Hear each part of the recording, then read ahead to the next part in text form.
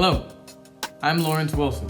Welcome back to our study through the book of Hebrews, as we continue to see how Jesus is better than anything that came before him in the Old Testament. And we continue to focus on how Jesus is better than anything else we have on earth today. Last time in chapter 4, we saw Jesus as our great high priest who knows what it's like to be tempted, who's suffered temptation in all the same ways that we have, but he has not sinned. This theme of Christ as our high priest continues on into chapter 5, where we read, "For every high priest chosen from among men is appointed to act on behalf of men in relation to God, to offer gifts and sacrifices for sins." So we learn that in the Old Testament pattern, the high priest, whose job it was to be a mediator between God and people, was chosen out from amongst men. Again, a reminder that Jesus Christ, in being our high priest, became a man. He was incarnated, God in flesh. We see also that a high priest is appointed to act on behalf of men in relation to God through offerings of gifts and sacrifices for sins. Sin separates us from God.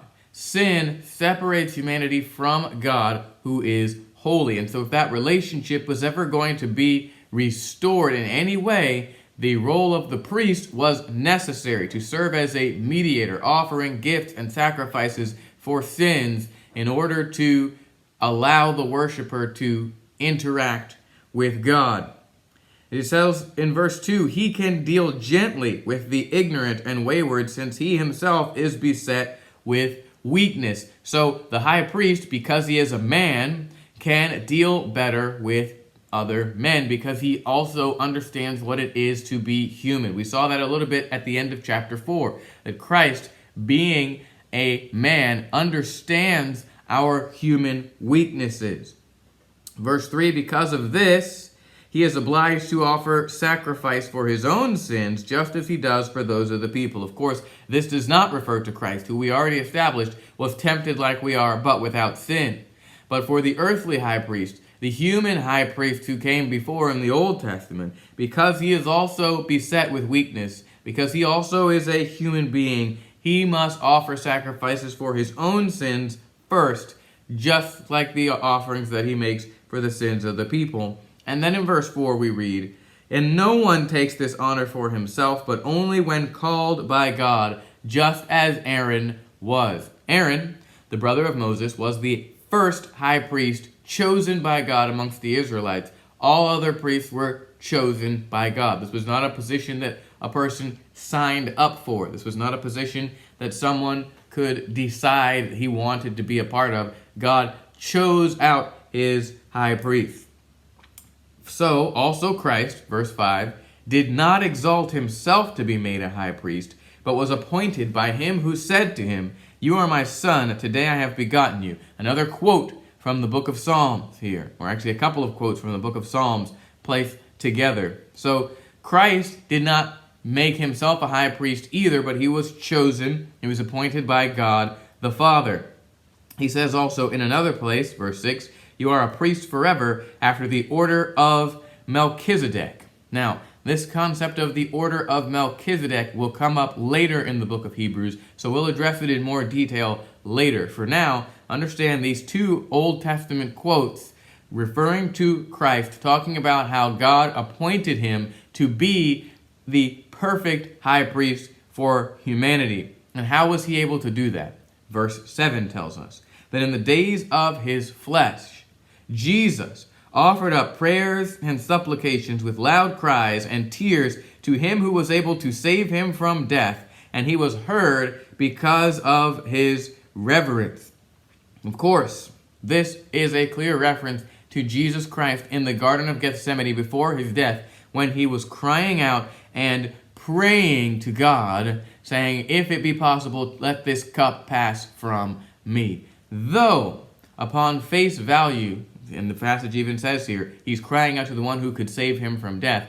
And at first glance, it seems that Christ was praying to be delivered from the death of the cross. But we know that is not the case from other places in the Gospels where Jesus clearly was determined to go to the cross. He told the disciples, in fact, he rebuked Peter for telling him that he should not go and die on the cross, that he should not go to Jerusalem to die. Jesus knew that his mission was to go and die, but he was crying out to God for deliverance from the suffering of death. He was crying out for deliverance from hell, which was about to be his consequence as a result of taking on all of the sins of the world on his shoulders, so that he could effectively serve as our high priest, so that he could defeat sin, so that he could defeat death, so that he could resurrect on the third day. And we see that in verse 8, although he was a son, Jesus Christ became a man. He learned obedience through what he suffered. Now that seems interesting to think that God has to learn anything, right? Jesus was fully man, he was fully God. But as fully God, as a son of the king, as the heir, he never had to obey. He is God, he's perfect. But now, as a man, coming down a little bit lower than the angels, as we saw earlier, he had to learn obedience through what he suffered. And by doing so, verse 9, by being made perfect, not morally perfect, which he already was, free from sin, but now complete in having learned obedience, he became the source of eternal salvation to all who obey him, being designated by God a high priest after the order of Melchizedek. Again, more information on Melchizedek will be coming later.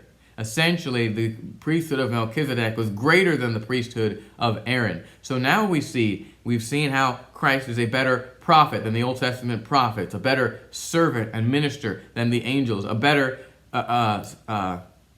steward of God's house than Moses, since he is the builder of the house. We see how he provides a better salvation, a better rest than God's people were offered through Moses or through Joshua. And we see here how Jesus is a better high priest than Aaron, which will come into play a little bit later in the book of Hebrews, will be explained in a little bit more detail. But for now, Jesus being called our great high priest helps us to realize a few things, right? The high priest was a man chosen by God. So was Jesus. It's easy for people to get so fixated on the fact that Jesus was fully God and deny certain aspects of his humanity. It's important for us to understand Jesus suffered as a man.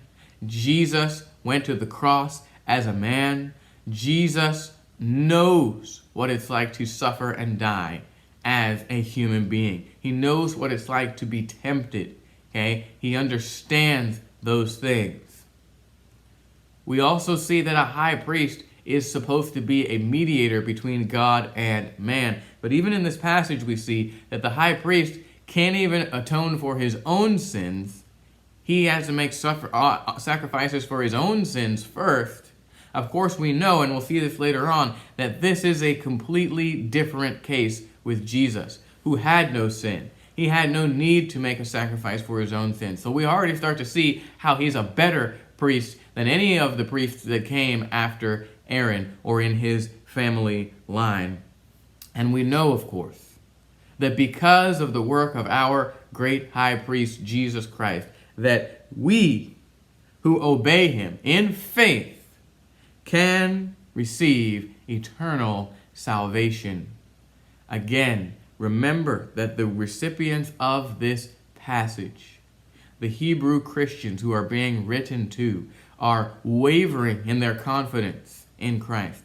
They are beginning to doubt whether it is worth it to follow Christ because of the persecution and because of the different things that are going on in their world at the time that they're reading this for the first time. And they are being told, listen, Christ suffered on your behalf.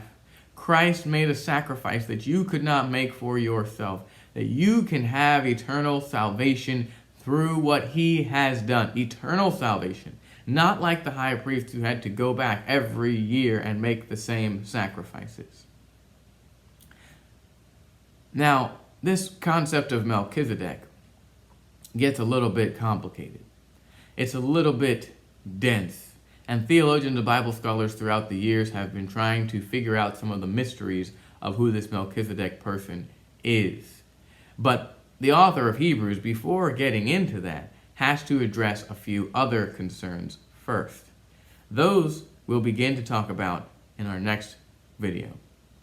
I hope and pray, though, that something said in this one has ministered to your heart, and that you take it and you share it with everyone that you meet. These are powerful and transformational truths.